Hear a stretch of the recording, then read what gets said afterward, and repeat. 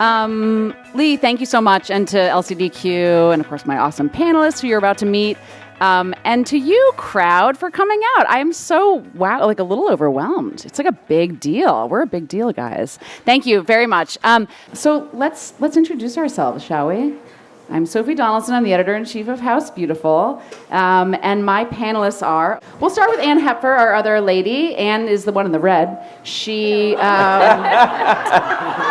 No, really, I am. I wore red for you today. She's also our cover girl this month.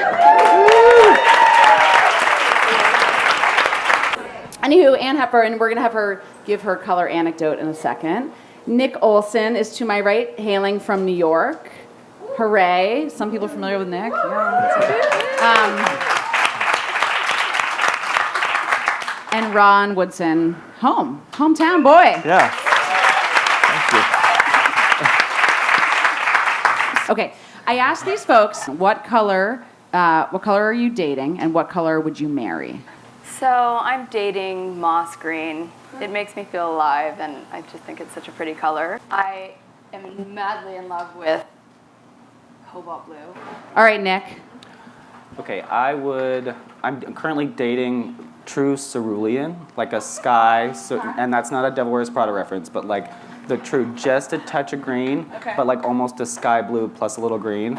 I'm using that for myself. I would marry like a Chinese red, for sure. Yeah. You guys have been dating for a long time, you and Chinese We have, red. yeah. We're actually, it's now legal between us. Yeah. I said yes. Okay, Ron. Well, clearly I'm dating Pink. I'm dating Pink, but I would marry Emerald Green. Me too. It just, Wow. yes. Anne, I asked you to tell me a story about a color battle. What was the color story behind this image right here? So this is a Telegraph Hill, which is a landmark building, and the client didn't really know what they wanted, and we asked them a lot of questions up front, and it's about getting into a client's real feeling and understanding what a client's needs are in terms of emotion and mood. And I always start the conversation around, what is your oasis? I say, how do you want to feel in your space? And this particular room, we weren't allowed to touch the facade of the building, but the San Francisco Bay side of the building, we blew out floor-to-ceiling windows. What is your favorite feature? And obviously, the views were first. The next question was, what is your favorite season? And they said, well, it's the end of summer, August, September. And then that translates into, well, what is your favorite time of day? They said, we love coming home and spending time together. They have one child. And it's about being in a space from 6 to 8 p.m. So, and San Francisco's one of the prettiest cities I know, and the light is just magnificent. And during that time, in that time of year, the fog can sometimes roll in and the sun is setting. And there are these beautiful shades of purple and mauve that can kind of bounce into gray tones. So the idea was to select these colors and use them in the upholstery and the curtains and varying degrees of mauve. And you do have to tell that story to a client to get their buy-in, because if you just show a palette on a sample board of purple, you know, the husbands could sometimes say, what the hell is that? So it's about digging deep, understanding the feeling of the space, something that transitions from evening into night, and something that doesn't lose its luster at nighttime too. So that's really the color story behind it. And do you share, like, you present it and you say, here is why. Here's why. Here's the reason why. And you got your way. Well, yeah, there it is. Okay, Nick. Okay, so I'm flipping the question a little bit, where it was one of the first projects I ever did on my own, a duplex on Park Avenue and 72nd Street.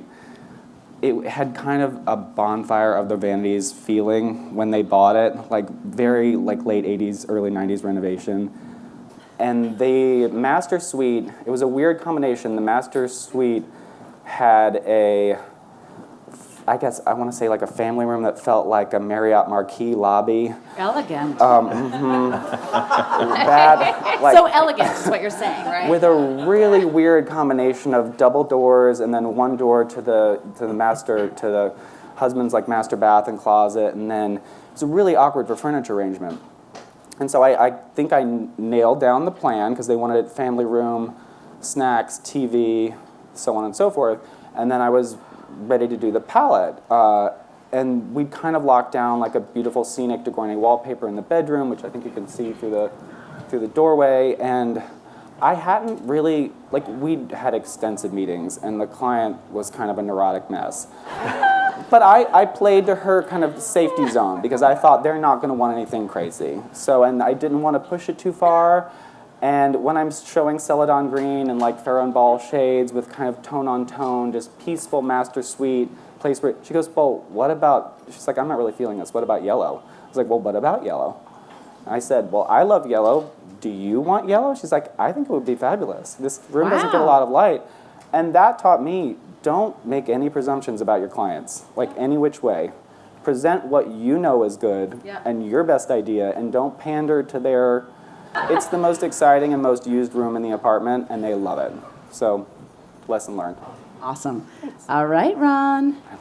Well, our story is a little different in this project, that we didn't have to twist the client's arm to paint the front door an Hermes orange. And it came about painting this front door this color because this woman is probably one of the largest collectors of Hermes bags in the country. We actually built closets, temperature-controlled closets for her bags. And so when we suggested painting the front door Hermes orange, she was all about it. But it is in a gated community in Hancock Park, and you have to go through the association. And after a lot of wrangling, and so we ultimately convinced them that this color was going to be the best. And we finished the house, and the client never moved into it because someone drove by and offered her $4 million more than she paid for the house. What? And she sold it. So you bring up a point that Nick mentioned to me, which is like the question of whether fashion colors and what you wear are sort of, analogous, or can you use that as a way to broach the color conversation? Well, I find that it's not so analogous sometimes, that I have clients who wear uniforms of black, gray, wool, leather, just neutral, and then they love color in their decorating. And then some people where it's like they spend all their color on the wardrobe, and then when they go home they want it gray or white. Okay, interesting. So how have you ever used that as an entry to the conversation about color? I use it as it's in my arsenal of like, well, look at what you wear. Look at if they dress colorfully. I'm like, right. You're doing texture, you're doing print, meets solid, meets this, meets, it's the same thing. And it cracks me up when people can't translate, when fashion, like I have so many fashionable friends, and they get scale and proportion on their bodies and and they can't translate it to the apartment. We always ask what color the client really dislikes, because that will be a very tough sell. So I think it's important to ask the questions. I think you can kind of also see in people what colors they would look good in or surrounded by, and I think color really determines our moods and can affect us every day, the colors that we wake up in and the colors at night that we go to bed in. And I think it's so important for our emotions, and color can establish mood. So a no-brainer, but a lot of people don't think of it that way. They think of looking at a beautiful home, but they don't actually think about how they look in their home. So but that's a thing, and I remember the colors from my childhood, and I go to people's homes, and you see them in their environment, and it's part of you. And I think to have a conversation with a client, about that, and to remind them that this is as much sort of a part of the environment that they build for themselves as their wardrobe is important and interesting.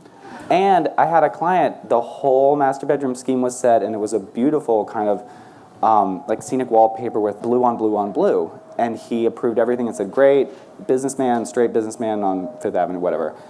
Came back the next day, I can't move forward with the blue bedroom. My entire house was blue growing up, and it reminds me of being poor. Wow. Yeah, strong deep color association, Deep color memory. association. I have a question about color longevity. Do you get sick of a color more than you would get sick of beige? I think Ron? for me, the staple pieces are pretty neutral. They stay pretty neutral because... In terms of furniture. Right, in terms of furniture. So the sofas are... But we typically start out with those larger staple pieces, more neutral, and then build upon that. But the walls are always, for the most part, I mean, people come to us for the color. I would dare to, well, it's pretty true that Canadian clients are color shy. So They're like as shy, much as I right? love color, I'm finding myself constantly I hope you're Canadian laughing. doing the battle of convincing them to use the right colors. But I always bring it back to mood. And if you want to feel energized, you can convince them to go with a brighter color. If they want tranquil, peaceful, zen-like spaces, obviously a red chair or a... Completely. Well, we have a client who's an engineer he's very, very linear. And I don't know why I felt like he should have red dining room chairs. And he fought us on it for a long while. So he agreed to the red dining room chairs, and now we cannot get him out of the red dining. It's time to change it up, and he can't get rid of the red dining room chairs now. They're a So- signature piece. Right. That's the thing. Tell me about some of your like jujitsu techniques talking about color. I mean, at the end of the day, I always say this to my clients, I don't do the hard sell. I don't want you to live with something that you viscerally don't want or like. I did have a client, the husband stormed out of a meeting in his home after seeing the curtain fabric for their beach house and saying, I said I didn't want any red in this house. And I was like, I see that as more of a coral, like a soft coral.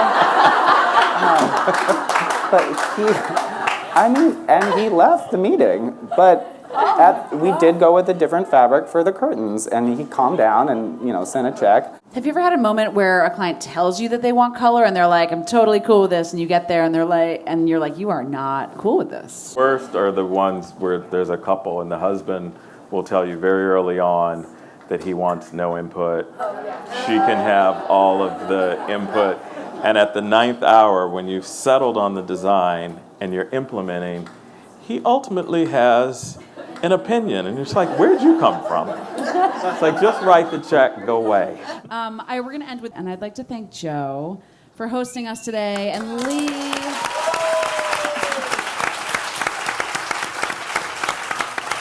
And the team for this awesome event, and of course my amazing panelists who have traveled from near and far to be here, and you all for coming. So anyway, thank you and enjoy the rest of the week. Thank you.